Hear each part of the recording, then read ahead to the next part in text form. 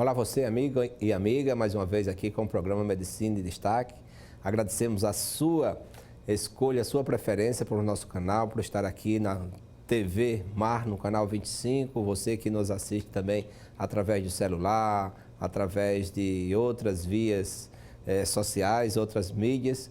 É sempre um prazer estar aqui conosco. O programa Medicina em Destaque tem essa característica de trazer até nós, médicos, médicas, que se destacam assim na atividade, o carinho que tem pela medicina, o amor que tem pela medicina e que fazem da sua medicina uma verdadeira arte, um hino sagrado de amor para o seu paciente, aliviando, confortando, oferecendo a ele a cura quando possível, mas acima de tudo tendo o paciente como o objeto, entre aspas, esse objeto como aquilo que é essencial à sua atividade. Nós estamos aqui com uma convidada muito mais do que especial, alguém que tem essa referência de todas essas qualidades que nós falamos, mas, assim, nos dá muita alegria por estar aqui com a minha professora de Fisiologia lá do CCBI, a nossa diretora do centro, a nossa reitora, professora Delza Gitaí. Professora, com muito carinho lhe recebemos aqui no dia de hoje para o nosso programa Medicina em Destaque. Muito obrigada mesmo por estarmos aqui juntos, né? Nós estávamos há pouco falando sobre quantos alunos nós já tivemos, né? E a vida é assim, né? Horas a gente é aluno, horas a gente é professor. E nessa sequência de ocorrências, que bom que a gente possa, nesse momento, estar compartilhando de um programa tão especial e que sempre eu tenho o prazer de estar aqui com vocês. Muito obrigada. Prazer é nosso, professora. Mas assim, vamos fazer algumas perguntas, vamos conhecer assim quem é Delza Gitaí, né? Nasceu aqui em Maceió? Sim, nasci aqui em Maceió, lá na Pajuçara, em frente ali à praça, que na época era chamada Praça da Liberdade, que aquela estátua da Liberdade era ali. E ali eu cresci e fizemos amigos, né? Depois eu fui já, com quase 18 anos, nós nos mudamos para a Rua Silvério Jorge, onde eu fiz, morando lá, eu fiz todo o curso de medicina. Sei. Seus pais são daqui também? Meu pai meu pai e minha mãe são de Rio Largo. Rio Largo. Né? Meu pai, ele trabalhava na usina Leão. Sei. Depois a usina Leão trouxe ele para Maceió para implantar e gerenciar. Tinha um escritório ali no Jaraguá, né? A Ceia. A Ceia, né? A Ceia, né? A Ceia era um empório comercial grande, né? Aqui em Maceió, precursora dos supermercados, né?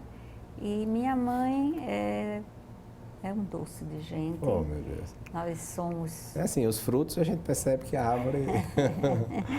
Pois é, minha mãe muito querida, meu pai um homem honrado, ético, e fui criada numa família de 6 irmãos. Sei. Eu sou a caçula. E graças a Deus. Dos irmãos, quem escolheu a área de saúde? Somente eu. Somente, né? Somente eu. E por que nasceu essa vontade? Essa vontade nasceu de uma experiência na infância de um sobrinho meu, né, que hoje já está perto de mim, porque depois que a gente cresce fica todo mundo igual, né? E ele teve à época, com uns 5 meses, 6, uma enterite, né? Sei. E na época não havia essa história de soro endovenoso, ainda era no subcelular, no espaço subcelular, e quem tratou foi a Terezinha Ramires. E a Terezinha Ramires, com aquela dedicação, era ela mesma que fazia o soro, né? A perninha dele ficava grossa, mas aí ele explicava tudo como era e conseguiu tirá-lo daquela situação. Quadro, né? Foi interno, foi todo o tratamento, foi em casa. E aí eu vi como é bonito cuidar de gente, sendo gente. Sendo gente. Né? E nesse aspecto foi o que me despertou. Aí pra medicina. estudou em que colégios? Assim? Eu estudei em vários colégios. Aí foi. Eu comecei no Maria Goretti, Certo. lá em Dona Vanusa. Depois, no ginásio, eu passei 3 anos no ginásio Nossa Senhora de Lourdes, o ginásio fechou e aí eu fui transferida para o Colégio Imaculada Conceição, já na 4ª série, que era também ali, ainda hoje tem, né? No científico, na época era científico, né? Eu fiz 2 anos no Guido, né? Na época o Guido abriu para as meninas, mas depois, quando a gente ia para o 3º ano, eles não quiseram mais essa experiência e aí eu fui para o Colégio Estadual Moreira e Silva e concluí o 2º grau no Colégio Estadual Moreira e Silva. Sempre escolas públicas, né? Nesse aspecto, esse último foi pública, né? E foi uma experiência muito boa. A partir dessa experiência é que eu realmente consolidei, né, a minha vontade de fazer medicina. Fiz, assim que terminei o 3º ano, fiz o vestibular, fui aprovada e entrei na antiga faculdade de medicina, né? Ali, quando você disse o CCBI, né? Ali no CCBI. Não havia ainda hospital universitário.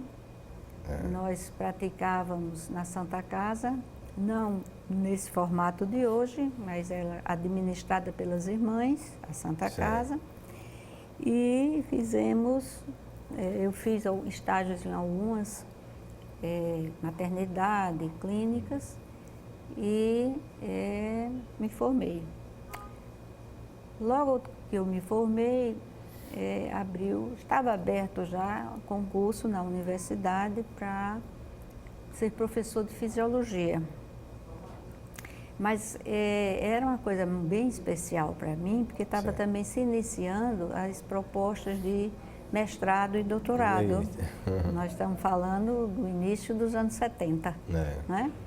E aí eu fiz o concurso, fui aprovada e abriu-se a possibilidade de fazer um mestrado, né, em Curitiba, que na época o Paraná não era, né, a gente ia até Rio, São Paulo.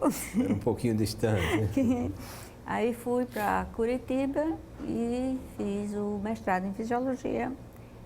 A estas alturas eu já tinha feito 6 ou 7 dias depois que eu me formei, eu fiz o concurso para a UFAL.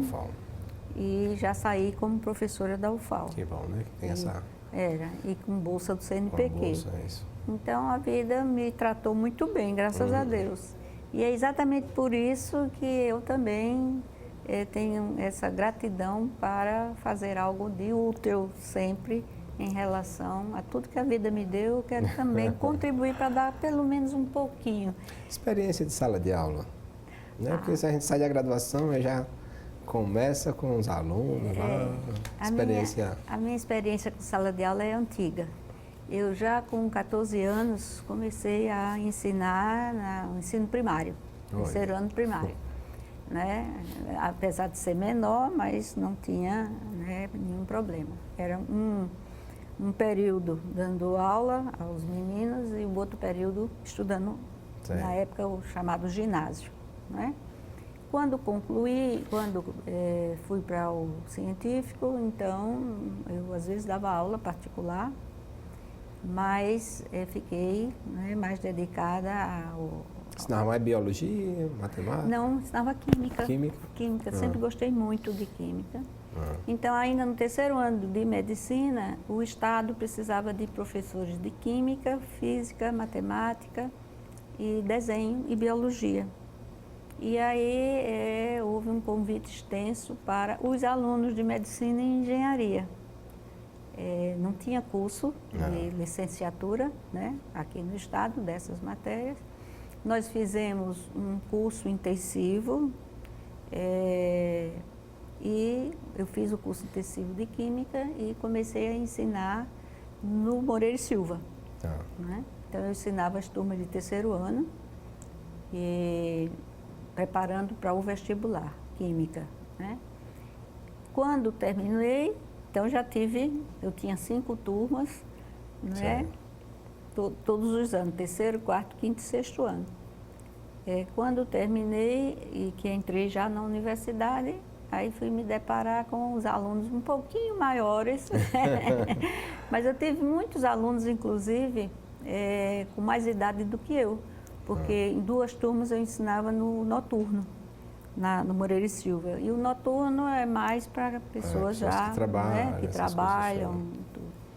Então, e aí passei toda a minha vida sendo professora da UFAL e da antiga Escola de Ciências Médicas, que hoje é a Uncisal. E assim foi. E assim atividades médicas era mais assim? Atividade médica eram menos intensas. Mas nós, eu, Ana Deise e Célia Pedrosa... Celinha, sonho trazê-la aqui. Ana Deise também. São elas maravilhosas. Virão. Nós 3 fundamos uma clínica de vacinação chamada Cevacin. E passamos de conhecidas para sócias e de sócias para irmãs. Verdade, se confundiam. Né? Foi. A instituição com a amizade de vocês. Somos hoje, assim, amigas e irmãs. E passamos 25 anos, né? Somente 25. Na época que vacina, né, não era assim muito divulgada e muitas vezes pouco aceita. Tanto que... Ainda hoje tem Ainda hoje nós temos esses requisitos, né? Vacina, né? E nós importávamos a maioria das vacinas, porque a produção também brasileira distribuía-se mais no poder público. E tínhamos alguns receios também no poder público, porque a manutenção da vacina com a temperatura adequada, tudo tinha que ser bem ajustado, as acomodações, transporte. O transporte sempre com muito gelo ou depois passou para nitrogênio líquido, né? Então foi um período excelente, tanto de aprendizado como de ser útil à população. Quando nós encerramos a clínica, nós passamos a carta de clientes, né? Nessa época nós estávamos com 37 mil clientes para uma outra clínica que continuou o trabalho de vacinação. Há sempre no seu nome uma referência, e principalmente pela Associação de Médicos Espíritas, né? Como nasceu? Já nasceu essa sua busca pelos conhecimentos, né? Kardecista, nasce antes da medicina ou já era a professora Delza? Quem nasce primeiro? A medicina ou... Não, quem nasceu primeiro foi a medicina. Foi a medicina. Medicina. Eu tinha uma insatisfação muito grande, né, com reconhecer a justiça divina, com tanta injustiça social, com tantas pessoas que já nascem com tanta dificuldade, né? Já nascem... Crianças com tumores. Crianças com muitas doenças, né? Já nascem desse jeito.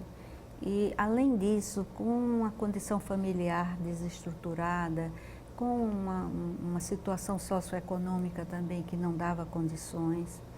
Aí vem os grandes porquês, né? Aí, os grandes porquês. Mas como, né? Como isso pode estar acontecendo? Onde é que isso pode ser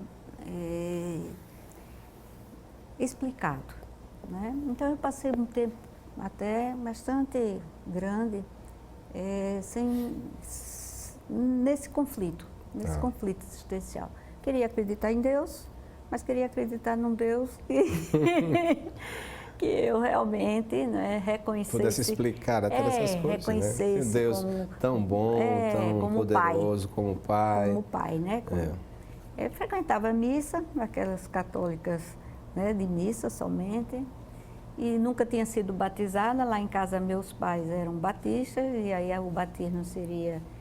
Eu frequentei a igreja, a primeira igreja batista, eu e meus irmãos.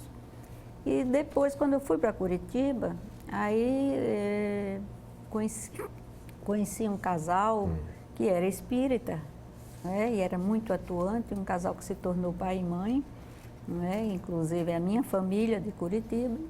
E aí seu Nilo foi contando para mim e me atraiu muito a questão da lei do retorno, no sentido do causa e efeito. Né?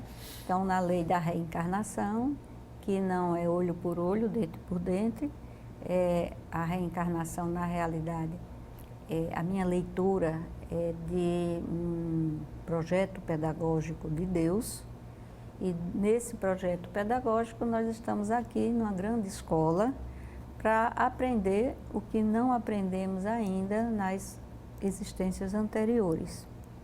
E esse aprendizado, ele tem uma classe especial, que é onde a gente nasce, é na nossa família.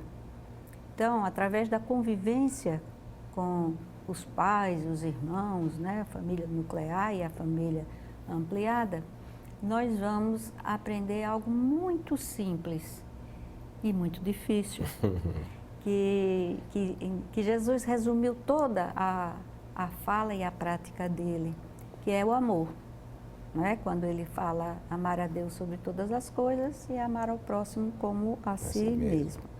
Então, tudo que a gente, toda essa experiência que a gente tem na convivência com os outros é para aprender a amar, né? E a gente passa da família, depois para o segundo nível da escola, do aprendizado, que é a própria escola, e depois a sociedade, né? Esse aprender a amar não está só em obter conhecimentos do verbo amar, mas assim, na sua própria atividade diária, na sua praxis, né? Exatamente. Amando, aprender a amar amando, né? Isso aí, apenas Claro que não é mágica, de repente estou amando, né? Não é mágica, é aprender a aceitar o outro como o outro é, aprender a ter tolerância, aprender a ter compreensão, aprender a ser empático, se colocar no lugar do outro, né? E reconhecer que somos diferentes, mas muito importantes, porque é essa diversidade que faz a construção, inclusive, das formas de ser uns aprendendo, professores e alunos, né? Então, quando a gente se lembra, né, que a nossa proposta de vida, cada um da gente, a nossa missão é chegarmos a ter uma fraternidade universal, não é? Como nos diz Jesus, isso faz com que a gente comece a perceber os nossos próprios sentimentos, como é que a gente está pensando, como é que a gente está sentindo, e a partir desses sentimentos ir se reconstruindo, na realidade ir se desconstruindo e reconstruindo. Porque nós trazemos, cada um de nós, quando nascemos, as nossas vivências anteriores. Sobre, assim, o nosso programa, eu até falei anteriormente, né, que poderia dar esse viés nesse caminho que é muito longo e muito bonito. Né? E muito... Eu fiquei até o professor Ricardo Santos, no programa anterior, ficou de voltar também. Até porque católico e espírita está exatamente numa reencarnação e na ressuscitação. Se fala, tem aquela passagem onde aquele senhor, né, afortunado fazia aqueles seus banquetes e tinha Lázaro, que era um mendigo, ficava à porta, ambos morrem, né, e ele vê a distância entre um e outro e pede para que Lázaro o toque ou pede para que volta e diz que não, esse retorno é um caminho assim que a gente vai discutir bastante em outra entrevista, mas se quiser se manifestar ou dizer alguma coisa com relação a essa reencarnação, exatamente por essas experiências, essas explicações aprendeu com o professor lá de Curitiba? Começou, né? Mas comecei a ler os livros básicos da doutrina, não é? Comecei pelo Livro dos Espíritos, depois o Evangelho segundo o Espiritismo, depois a Gênese, céu e inferno, né, para poder, de fato, saber por que é que eu estava ali, né? Se aquilo realmente... Claro que nesse processo desse crescimento individual, não é só conhecimento. Se você me perguntar, eu não sei citar nenhum artigo, nenhum capítulo, nem nada em relação à Bíblia ou ao Livro dos Espíritos, não. Por quê? Porque não é só um conhecimento, não é a sabedoria, né? É trazer o conhecimento. Tem um grande espírita que nos disse assim, é trazer o conhecimento para o coração, para que ele desabroche através das mãos, né? Então é o pensar, o sentir e o agir, ou o sentir, o pensar e o agir. Então, e essa ação não são grandes ações, são ações mesmo no cotidiano, nas relações uns com os outros, né? E mesmo hoje de manhã eu estava ouvindo, por exemplo, uma palestra do Rossando Kinsler, que até esteve aqui em junho, no congresso da AME, da Associação Médico Espírita, ele falando sobre exatamente essa convivência, como se faz essa convivência. Então, a gente deixar de viver junto para conviver, né? A questão da reencarnação. A questão da paixão e da compaixão, né? Esse conviver, ou compaixão, é se sentir no lugar do outro, é estar disponível para o outro. A compaixão é mais um conceito budista, né? De estar com paixão, tá o coração com o coração do outro, né? Eu acho lindo também, né? E difícil. Difícil. E aí eu me pego assim, bom, quantos anos eu teria para sair desse estado que eu sou para esse estado, né, de anjo? Todos nós seremos anjos, todos somos deuses, né? Como disse Jesus. Então, é por isso que eu acho que a cada vez, a cada reencarnação, eu vou aprendendo, porque ainda não aprendi. Não aprendi. Era essa uma pergunta, né? Quer dizer, a gente, aquela máxima de Sócrates, né? Conhece a ti mesmo. Isso. Né? Como se consideraria, dentro desse campo, a Delza Gitaí? Ainda muito distante. Eu costumo dizer assim, ainda tem umas 10.000 reencarnações. Porque as propostas da vida, né? Às vezes a gente não se reconhece muito. Nesse momento, por exemplo, há 2 anos que a gente está no Centro de Valorização da Vida, que é o CVV. E o CVV, ele também tem a proposta da empatia, da compreensão empática, da consideração incondicional, positiva em relação ao outro, da congruência, né? Então, para mim, esses 2 anos também é de muito aprendizado. Tanto quando estamos atendendo, né, a outra pessoa que nos liga, que está em conflito, que está muitas vezes desesperado, que está sem saber com quem desabafar, ou que está alegre, né? E às liga, vezes, né? Há uma surpresa. Me liga para dizer, olha, eu vou me casar, olha, eu li. De repente, eu vou pedir ao Josiel, coloca esse vídeo aí do CVV, acho que eu mandei esse que eu mandei por último.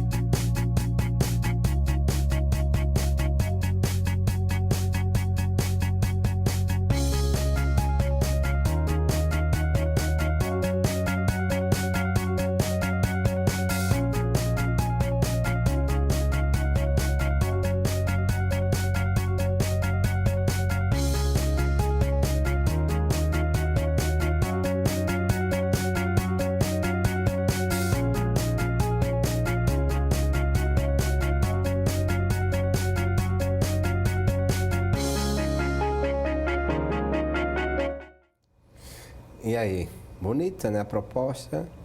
É muito bonita, principalmente nos tempos de hoje. Isso. Né?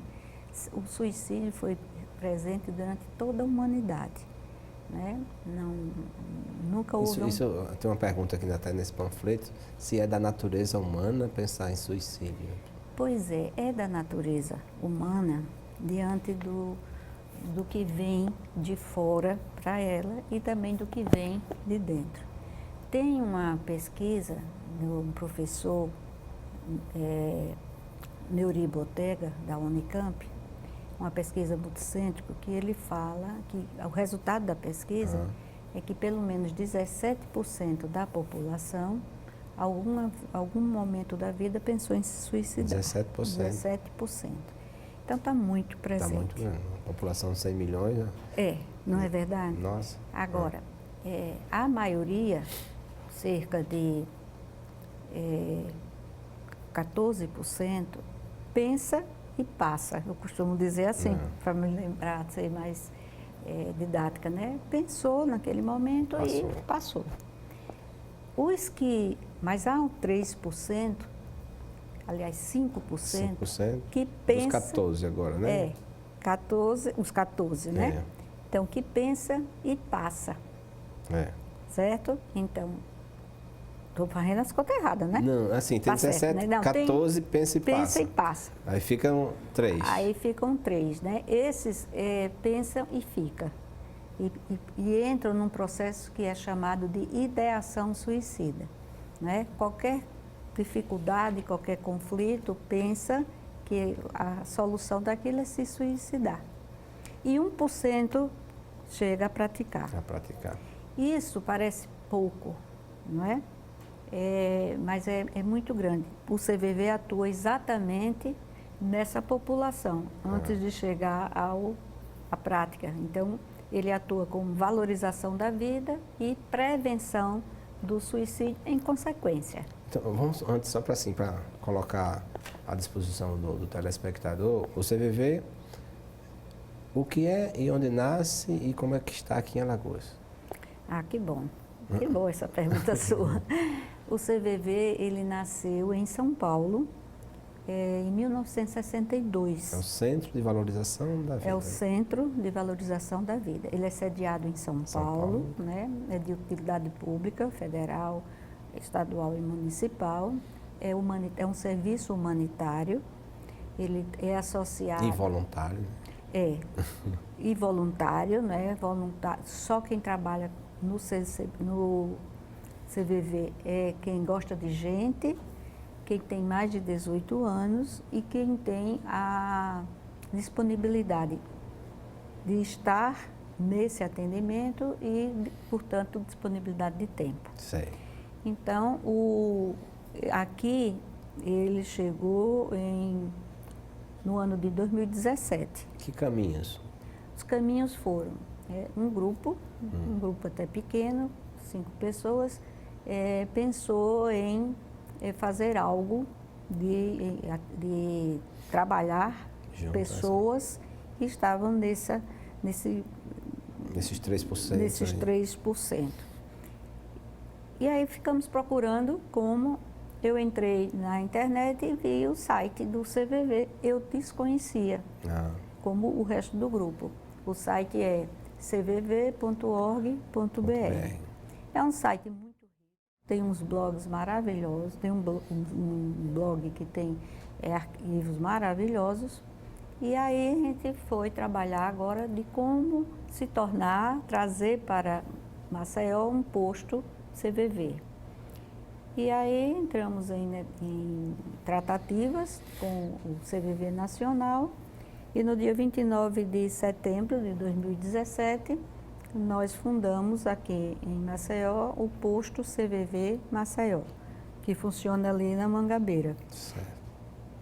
Esse posto, ele funciona no Lar São Domingo? Não. Funciona num prédio comercial, 2 salas, que foram cedidas por um empresário, né, daqui de Maceió, e eu posso dizer? Pode. Né? Então, Ferreira Hora, né, com a Ana Hora, nos cedendo, nós batemos em várias portas, né? Porque o serviço sem dinheiro, a gente tem que ter alguma estrutura, manter essa estrutura. Saímos batendo e conseguimos. Ainda aceita doações, essas coisas? Aceitamos. Aliás, Ajudas? Nós vivemos não é Isso, só né? aceitar.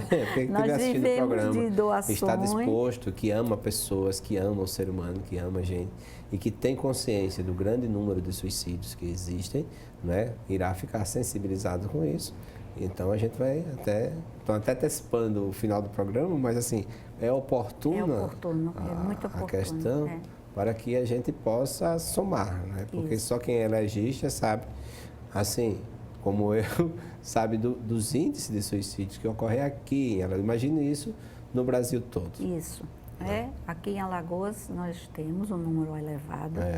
Interessante não é bem esse o termo, mas que chama a atenção, é que há mais suicídios relativamente em Arapiraca do que em Maceió.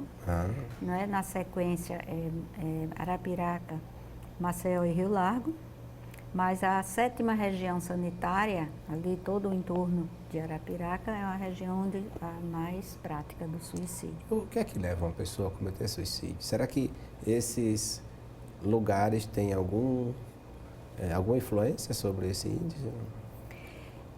Há estudos sobre isso, inclusive sobre a cultura do café Do fumo. do fumo, a cultura do fumo e o uso de defensivos agrícolas. Tanto que no Brasil o maior índice de suicídio é em Rio Grande do Sul. E acredita-se que seja muito ligado a isso. Ligado a esses dois fatores. Não de fumo, mas alguma espécie de defensivo agrícola. De pecuária. Mas ocorre o seguinte, na realidade o suicídio não é unifatorial, não é um fator somente. Né? Existe influência genética? Genética ainda não está provada. Quer dizer, assim, tem um gene, não pai, tem. Um Existe avô, influência cultural. Cultural, né? Uma família que tem um avô, um pai, um tio, alguém que se suicidou, pode culturalmente ficar algum dos descendentes. Você sabe que algumas doenças psíquicas, né? Por exemplo, a esquizofrenia, né? Tem um caráter hereditário também. A Associação Brasileira de Psiquiatria nos diz que em torno de 96% dos suicídios tem como um dos fatores o transtorno mental. A depressão, as drogas e o álcool e a esquizofrenia. São as 3. Isso não quer dizer que toda pessoa deprimida vai se suicidar. Isso é a leitura de que os suicídios, né, têm alguma frequência na sua história com esses 3 principais transtornos. Também a bipolaridade, né, porque tem a fase da depressão e a fase de euforia. Mas é um problema muito sério, né? É uma epidemia.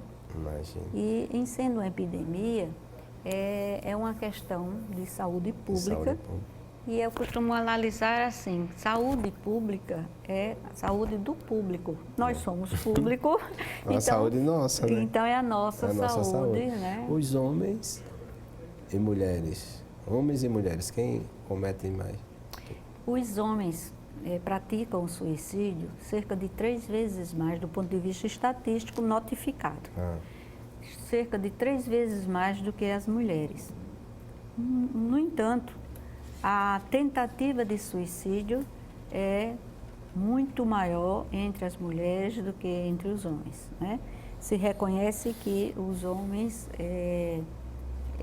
já da fase de ideação suicida a fase de execução, ele faz um plano, né? E esse plano é mais assertivo em relação ao objetivo dele. E as mulheres são mais, está mais frequente com tentativa de suicídio. Mas eu queria fazer um alerta, aproveitando que estou aqui no seu programa, e é um programa com muitos espectadores, é que a pessoa que tenta o suicídio, Não tenta porque quer aparecer, porque quer chamar a atenção, coisas, não. certo. A tentativa de suicídio já é um pedido de socorro, sabe, E como Gerson? socorrer? Já é um SOS. Um SOS, Já né? é o SOS. Olha, Quem está próximo, estou aqui com um problema. como perceber e como ajudar. Pois é. Então, na maioria, essas pessoas, ao longo da vida, ou daquele espaço de tempo da vida, ela dá sinais, não é? Por exemplo, é um idoso que a faixa de suicídio em idoso é altíssima no Brasil. Por exemplo, um idoso que começa a se desgostar da vida, a dizer que não sabe para que está mais ali, que não tem mais o que fazer, que está sendo um peso para a família, não é? Que se isola, não é?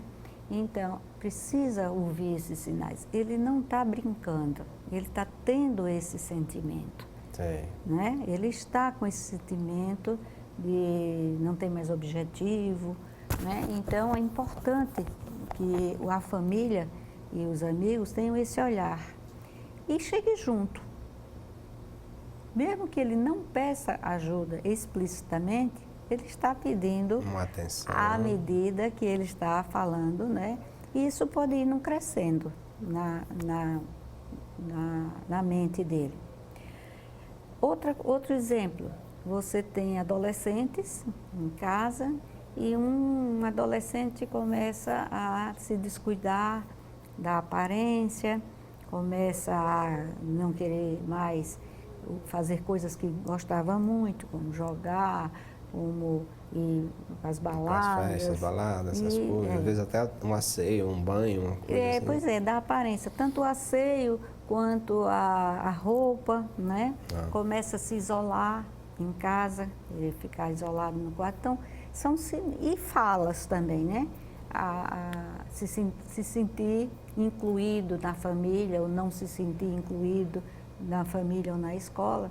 E isso é para a gente ficar atento, né? Para a gente chegar junto.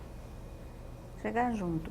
E ao chegar junto, não é chegar junto de qualquer jeito, é querer escutar. Né? Há uma diferença entre escutar e ouvir, ou entre escutar, não é? Entre ouvir atentamente e ouvir. Às vezes a gente faz tanto curso de oratório, de aprender a falar e não aprende a escutar, né? Mas é isso mesmo, né? Rubem Alves já nos dizia isso, né? Oferece-se tantos cursos de oratória e aí ele na completa, né? Que se ele fosse oferecer, achava que não ia ter inscritos. Mas porque a gente se descuida da escuta, né? As pessoas estão tão próximas, fazem tanto pedido de socorro e a gente não corre. Na era WhatsApp. Pois é, né? Nessa era das redes sociais, quantas vezes a gente chega em casa, do trabalho, de algum lugar, e o filho está perguntando alguma coisa, ou a filha, ou alguém, ou o vô, e a pessoa, vá dizendo que eu estou ouvindo, mas não está, né? Você não está ouvindo, né? Você tá... E aí justifica muitas vezes, não, porque eu tenho que mandar essa resposta logo, é porque é meu trabalho. Mas quem está pedindo para ser escutado, não se sente escutado, né? Então, são esses sinais que nos convidam a pensar. Não quer dizer com isso que as pessoas que têm algum parente, um filho, um sobrinho, um marido, uma esposa que se suicidou, têm a culpa pelo suicídio, né? Isso, mas eu não vi, porque esse sentimento de culpa aparece com muita frequência nas pessoas que a gente chama os enlutados do suicídio, que agora até o nome foi melhorado para os sobreviventes do suicídio. São aquelas pessoas do entorno de alguém que se suicidou. A gente está com um tempinho já, porque passa tão rápido. Mas assim, me fala do CVV, esse voluntário. Como eu querendo ser voluntário, como é que eu faço? Que contato? Que telefone? Que bom que você perguntou isso, porque eu vinha pensando em lhe pedir para perguntar isso. Agora, no dia 3, próximo sábado e domingo, 3 e 4, inicia-se mais um curso, é o terceiro desse ano, aqui em Maceió. Sábado, dia 3. Dia 3. Então, preste atenção. Preste atenção, né? Às 8 horas da Sim. manhã, inicia-se o curso, vai até às 17 horas, né? Com intervalo para almoço. E você pode chegar nesse horário no Colégio Pontual da Jatiuca. Sim. Nessa vez vai ser no Colégio Pontual, porque como a gente não tem sede, também a gente fica, né, pedindo. E chegando lá, se inscreve na hora. Se quiser se inscrever antes, pode entrar no Facebook, e no Instagram e no site do CVV, certo? CVV. Maceió, CVV, Maceió, arroba, e aí está lá a oferta. Né? Pode também ligar para a gente, que a gente manda a inscrição. Estamos fazendo a inscrição online. Então, esse curso é chamado de Processo de Seleção de Voluntários, e é onde a gente se qualifica para atender, né, de forma compreensiva, sem julgamento. Não se julga. Eu Não se julga. Vendo uma palestra sua, eu fiquei assim, né? Não pode falar em religião, só ouve, né?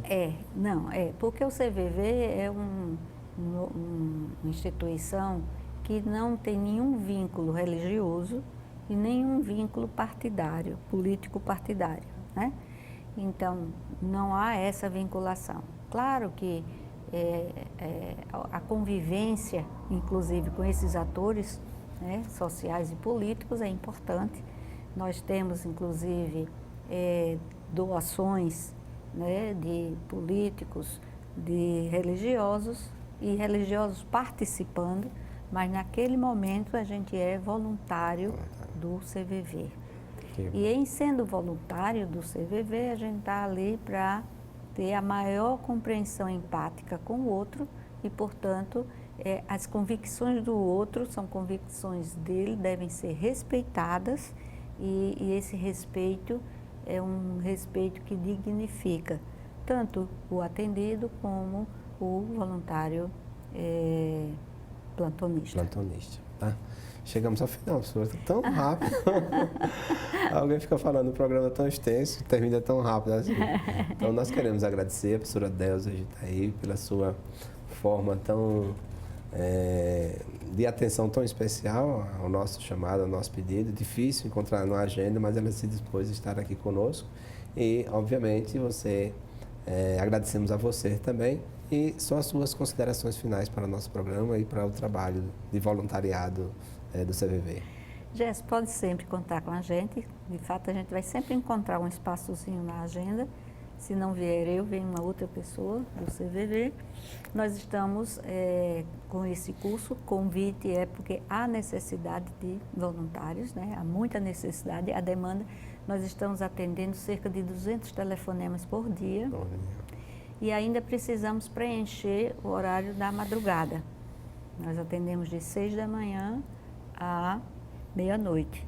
Então, estamos precisando de voluntários. Então, é um espaço de muito grande, meia-noite né? ainda para 6 da manhã. E é um espaço muito sensível, né? E é um espaço muito sensível, principalmente para os idosos que perdem o sono. Perdem o sono. Né? Então, o CVV está aqui. Nós estamos também implantando o CVV em Arapiraca. Sim. Em Arapiraca vai ter um curso desses, de processo de seleção de voluntários, que se inicia no dia 17 agora, de agosto, é um sábado, 17 e 18 de agosto, e ele vai ocorrer na Câmara Municipal. Paga para fazer esse curso? Nada é totalmente gratuito, né? E é um curso muito rico. Muitas pessoas que fazem esse curso, a maioria diz como foi importante para a própria vida. Eu sei que eu tenho que terminar, muito obrigada, porque o tema é tão empolgante, não é? E faz parte da nossa vida, é uma proposta de vida. Muito obrigada. Agradecemos a professora Delza de Itaí, a você também, e até o próximo programa, que Deus vai nos permitir, com certeza.